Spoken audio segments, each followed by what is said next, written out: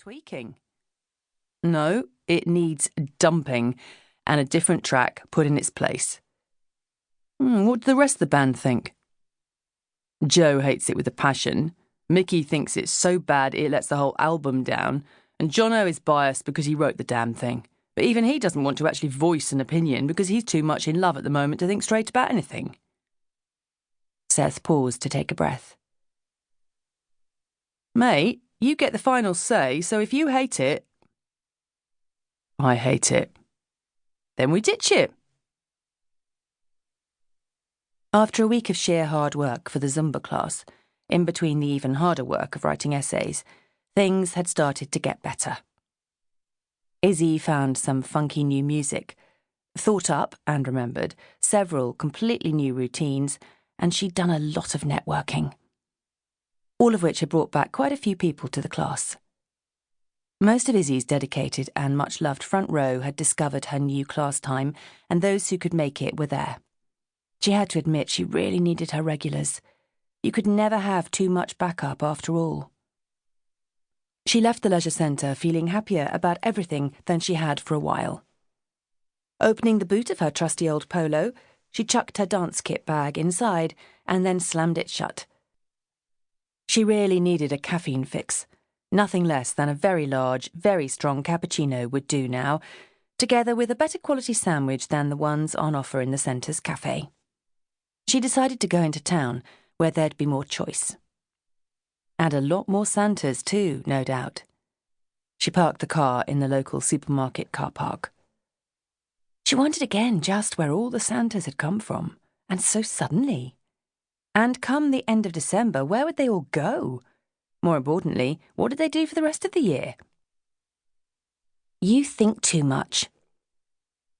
Izzy grinned to herself as she made for her favourite coffee shop. The fragrant smell of real coffee beans hit her as she walked into the cafe. The feeling of the place almost reached out and hugged her. It was so welcoming. And the sandwiches, well, they were something else. Ciabatta rolls filled with feta cheese, rocket, and sliced tomatoes. It was almost like being back on holiday, but without the mellow autumn sunshine and sparkling seas. No prizes for realising why she was even more broke than usual. The impromptu holiday had practically eaten up most of her bank account. Who knew Crete during October half-term would be so popular? She ordered the ciabatta roll as well as the much-needed cappuccino and looked around for somewhere to sit.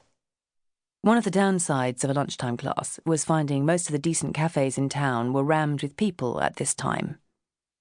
A table at the back of the cafe had one spare seat opposite a seriously fed-up-looking guy who stabbed morosely at a smartphone with his forefinger. Well, she didn't want conversation either. She felt too tired. Collecting her roll and coffee, she made her way over to his table. Serious, fed-up guy didn't even look up. I'm sorry, do you mind? She asked. There's nowhere else to sit. Still, he didn't look up. Knock yourself out. His voice sounded deep, almost melodic, and not exactly friendly. Sorry, Izzy said again. She sat down and began to cut the roll in half. Serious guy looked quite dishy from this angle, she thought, in spite of all the non-smiling. She wondered what he looked like when he did smile.